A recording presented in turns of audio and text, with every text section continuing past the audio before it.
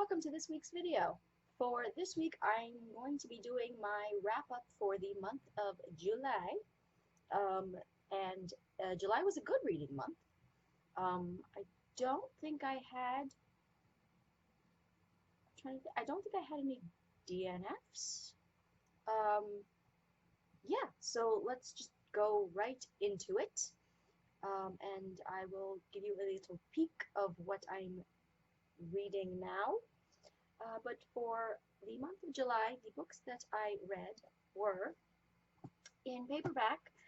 I was reading this anthology, The Mammoth Book of Erotic Romance and Domination, Stories for Your Darkest Desires, edited by Maxim Jakubowski.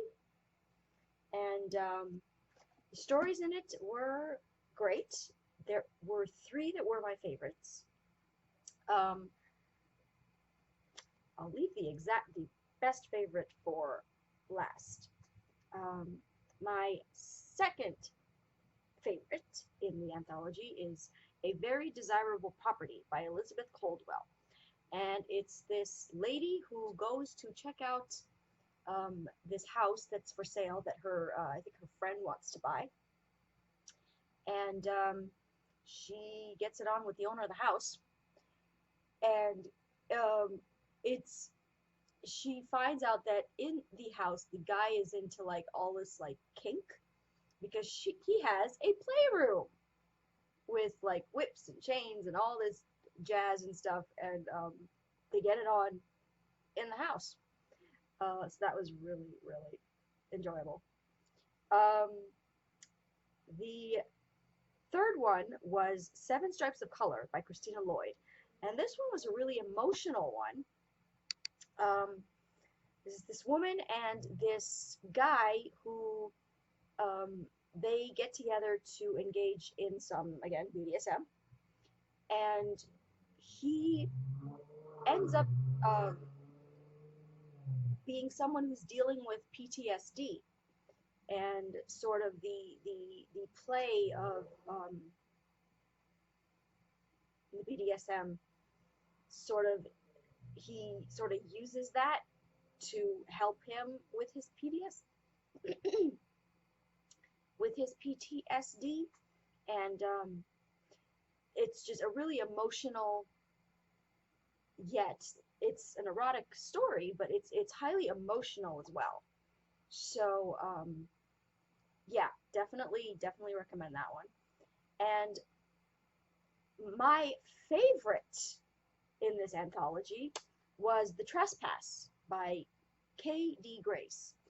And this one was my favorite, ironically, because there's no actual sex between the hero and the heroine.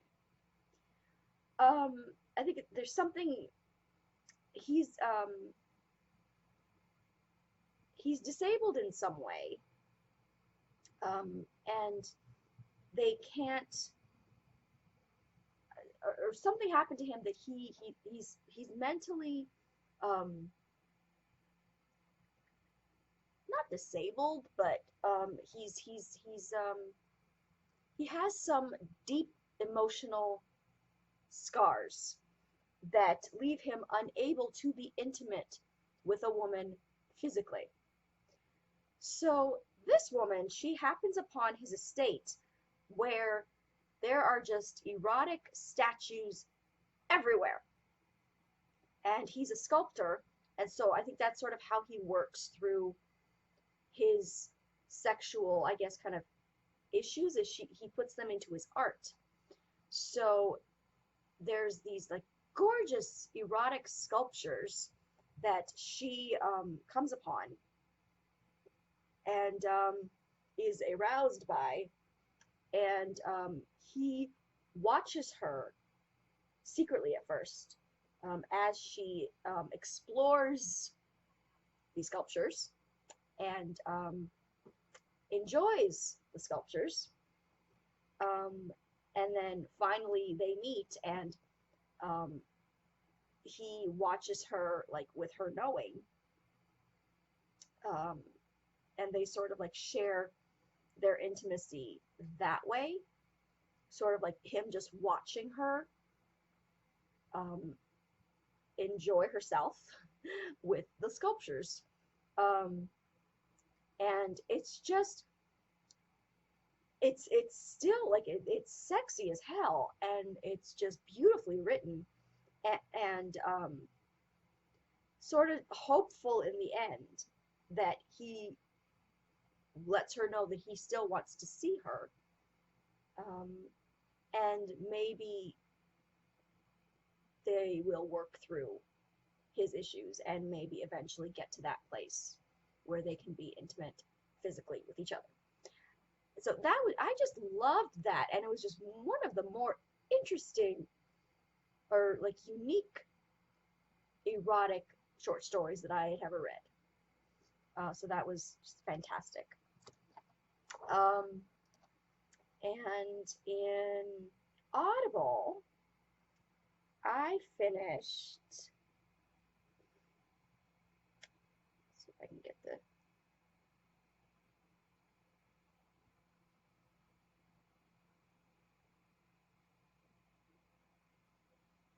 I finished Dirty Letters by Vi Keeland. Up there, Vi Keeland and Penelope Ward, and it was wonderful. I loved it so very much. July was an awesome reading month. Thank you, sweet Lord. Dirty Letters is a erotic romance about a man and a woman who first got to know each other as pen pals when they were children. Um, there is Luca, and there is Griffin. Griffin is from the UK, and Luca chooses him to be her pen pal when they're little. And then something happens, and Luca stops writing him. So they're apart for like 10 years or so, where there's like no contact. And all of a sudden, I think Luca's father dies, and she goes back to the old house. And at the old house is a recent letter from Griffin, a recent, very angry letter from Griffin, um, where he drunkenly berates her for just leaving him, uh, abandoning their friendship, and so she decides that she's going to write him back, and gradually they get and tell him the truth of why she stopped writing him, which is because she was involved in this horrific tragedy where she and her best friend were at a concert, and um, there was a fire in the concert hall, and her best friend died, and Luca is suffering from, what is it called? I think it's agoraphobia, where you're afraid to go outside, like you're afraid to be out in public, and you can't do crowds, you can't, that kind of stuff. You have like panic attacks if you're out, sort of in the world. So she's a little bit of a hermit, but her psychiatrist, who is this wonderful man who enjoys bird watching, and he helps her a lot. And eventually, she decides that she's going to they start writing to each other again, and her and Griffin, and things sort of course, turn romantic. And she decides that she's going to take a big step for her and go see him, go visit him.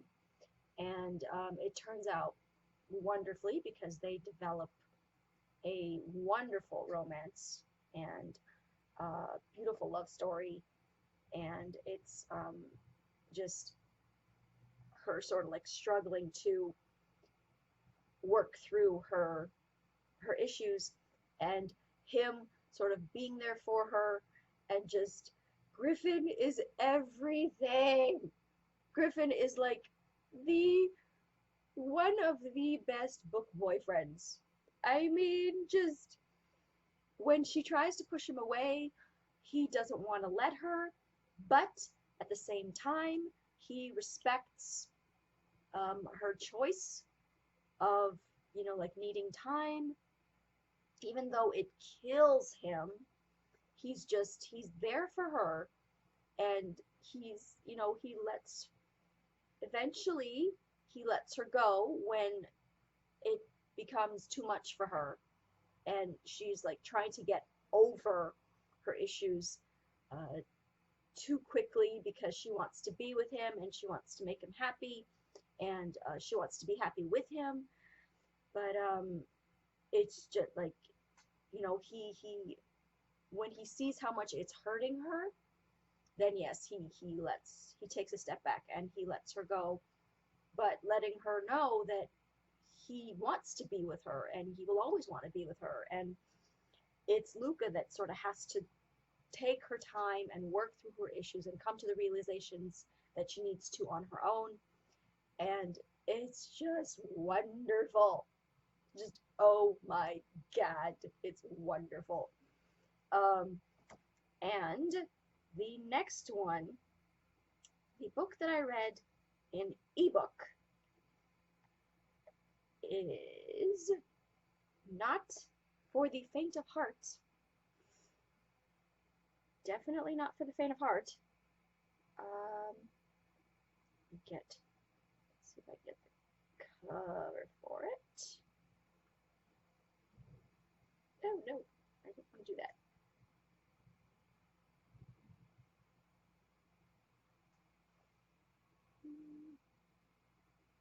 Cover.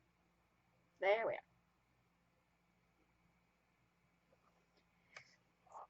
Asking for It by Lila Pace. Now, um, there was a tweet that I read and that I had to respond to the other day. Or this is like a couple weeks ago, where if you follow me on Twitter, you know that I am a huge fan of Turkish dramas. And yes, Turkish dramas are known for their like sort of the redemption hero, the guy who is usually an alpha hole in the beginning and then has to go on this major journey of redemption to be with before he can really find happiness with the heroine. Turkish dramas are known for this, and you can have your opinions about it or not, but somebody mentioned that that something along the lines of they could never support a hero who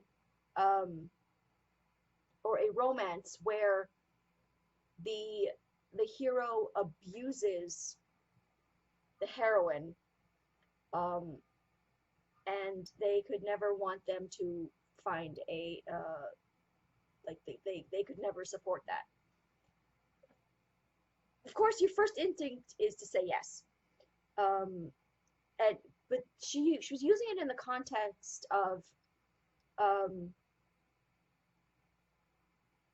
like abusing in the sense of um, of rape.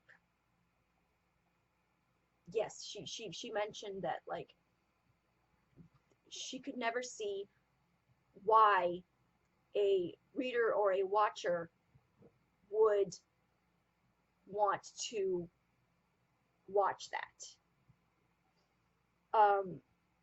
And I replied that for a lot of women, a lot of women, the rape fantasy and the being dominated by a man fantasy is a legitimate kink. a lot of women are into that fantasy. And so I think that is a lot of what makes these Turkish dramas so popular, is that you want to see that journey kind of thing. You want to see um, the hero sort of like play out that that arc. Um, and it's it's not something you're condoning in real life. And this is something that a lot of judgmental people and people who see just the rape fantasy on face value don't understand. It's not something that you're condoning in real life. It's a fantasy that people have. It's a legitimate fantasy, and it doesn't mean in the least that women want to be raped in real life or want to be abused or would put up with alcohol behavior in real life. And I'm sorry, but if your teenage daughter is watching a Turkish drama and sees a man behaving this way and thinks that it's okay, and you as a parent, as a mother, aren't there to tell them this is not okay, this is for storytelling, entertainment purposes only, then that's your failing as a mother. That's your failing as a parent. That's not the teenage girl's fault, or that's not the show's fault for portraying that. It Nobody's saying that these things are okay in real life. And I think that's one of the reasons why asking for it, as big of a hullabaloo as it caused when it came out, still resonates as one of people's favorite reads of all time. It's because women do have that, a lot, again, as I said, of women do have that fantasy, that rape fantasy. And like some people just can't make that disconnect of how can you be sexually aroused by something that you don't really want to happen to you in real life. Well, the same reason why people love horror movies. They don't actually want to be chased around in the woods by an axe murderer. But it's the adrenaline of it, the thrill of watching it, of being afraid. There's something innately human inside of us that gets a thrill at a safe, because of the safe distance that we have of sitting at home and not having to worry about actually being in that situation. We can safely experience that thrill and enjoy that thrill at home. It's the same thing, the exact same thing. So let's just let people enjoy what they want to enjoy. Let's not judge them for what they like. If it's not your kink, keep scrolling. Just scroll on by. If you clearly see somebody talking about something that they enjoy, and you have to comment something negative about it, that makes you an asshole. You may think that you're coming off as a righteous, in your righteous indignation of like, oh, how can you as a woman support that and agree with that and blah, blah, blah, blah, blah. But no, you're coming off as an asshole. Let people like what they want to like. And I loved Asking for It by Lila Pace. It was wonderful. Vivian and Jonah. Vivian, sadly, and this is the case for a lot of women. I'm not going to say a lot of women because there's a lot of women who have never been raped and have the rape fantasy. But there are some who have been raped, and this leads them to have also the fantasy, I guess, of the only way that they, or the physical manifestation of the only way they can achieve orgasm is through um, reliving the rape, and the rape itself was horrific to them. And again, it harks back to just because you have the fantasy doesn't mean you actually want to be raped. But there are some women who an actual rape is the springboard for their development of that rape fantasy. Um, and then again, there are others who have never been raped and do have that fantasy. Um, in Vivian's case, sadly, she was raped as a young girl by her sister's asshole boyfriend, which I could not believe the family's response when she told them, when she told um, the mother. The mother, of course, didn't believe her. The mother didn't believe her. The sister accused her of trying to hit on her boyfriend, and then later married this guy and had a baby with him. Like, I cannot believe the sister. And the father, Vivian tried to like play it off like the father was this wonderful man, but I thought the father was an asshole because the father didn't know that his daughter had been raped, but he always took the stance of when a girl was raped, or when he saw like about like something in the news about a girl being raped, he always took the stance of, oh, why would she put herself in that situation? You know, like now like two lives are ruined, like hers and the rapist's. I'm like, I was glad when the father died. I was glad when the father died. I thought the father should have died like getting shot in the head.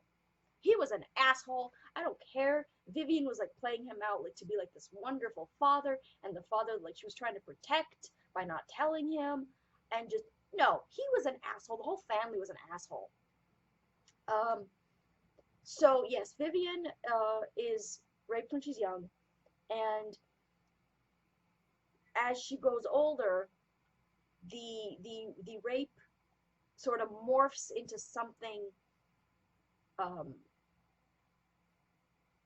sexual, sort of sexual, like in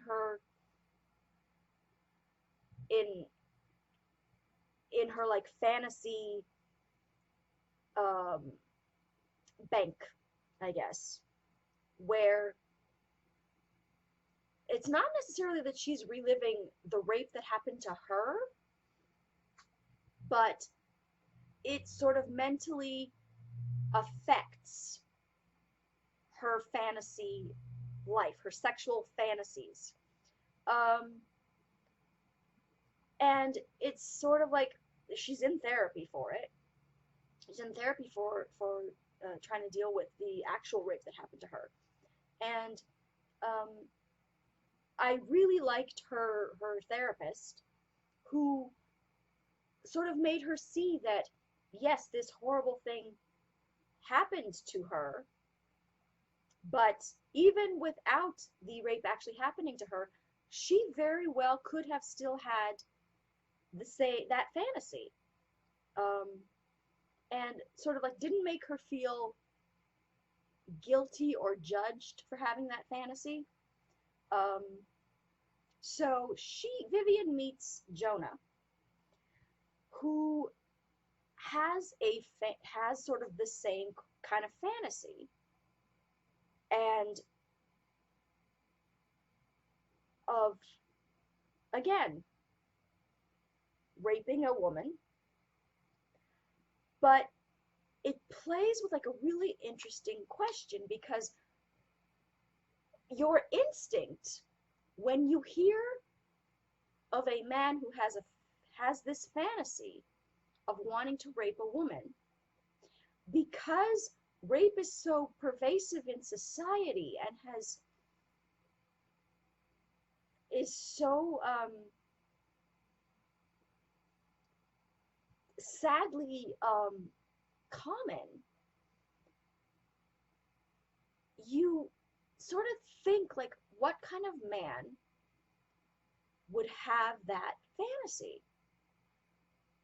But then you can't judge him for having that fantasy and not judge her.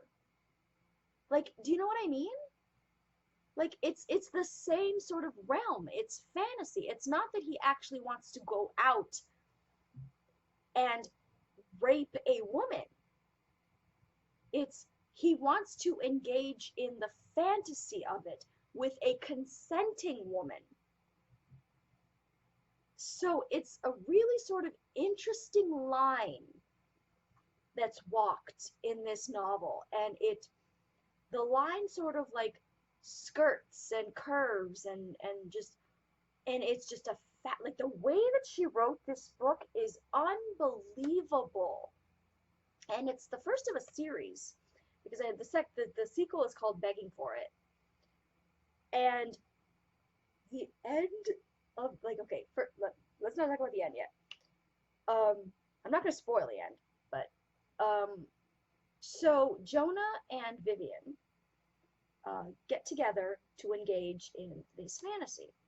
And the way that Vivian plays it is she doesn't tell him that she actually had been raped. And that, they do everything right. They do everything right. They set the boundaries. They set the limits. He's always, always, always checking in with her that she wants to continue doing this, that he always, always, always makes sure that her consent is clear. And it's just beautifully done. But the one thing that she leaves out is that she had actually been raped. And that is the one thing that she really should have told him. Not because he would judge her for it, but for something that you find out at the end that is just horrific and just made me cry. I did not expect to cry reading this book, but oh my God, the end made me cry. It was just, I cannot even. I mean, again, not for the faint of heart, this book. Not for the faint of heart. And you have to go in with the judgment-free vibe, and with the knowledge that for a lot of women, rape is a legitimate sexual fantasy that they have. And you can't go into this book with that preconceived, judgmental sort of attitude of that it's condoning rape in somehow. In no way is this novel condoning rape. This is an exploration of a sexual fantasy, fantastically done. Just, I cannot say enough good things about this book, y'all. Oh my God. Yeah. So for right now, what I am reading in paperback is not fiction, but is a nonfiction for all of my Little House on the Prairie fans. We have Nellie Olson wrote a book, Allison Arngrim's biography, Confessions of a Prairie Bitch. And I am past the halfway mark. I'm almost finished it. And it is fantastic. It is wonderful. It is heartbreaking because if you're a Little House fan and you know of Alison Arngrim's story, um, it's just it's heartbreaking. It's funny. I should have it done. Yeah, I'll have it done for August's wrap up, most definitely. Um, Audible, I haven't picked my new Audible yet, but for ebook, I am currently reading. Get the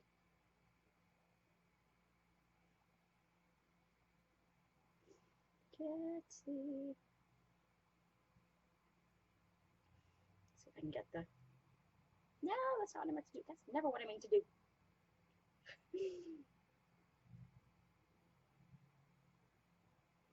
I am currently reading an ebook, Archer's Voice by Mia Sheridan. Now, I have heard fantastic things about this book, y'all, and I am 40% in, um, and I would thus far completely agree with all the wonderful things that I've heard about this book.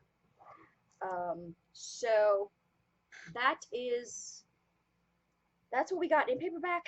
That's what we got in ebook. Um, that's going to be it for this week's video. I hope you enjoyed my wrap up. I was so happy with July. July was a fantastic reading month. August looks like it's going to be pretty great too. So I'm very happy about that. So make sure that you're subscribed and you can follow along when my next wrap up will be up. And I think that's going to be it for this week's video. Follow me on Twitter at twitter.com/authorejamie. Like my Facebook page at facebook.com/authorejamie. And I will talk to you guys next time. Bye!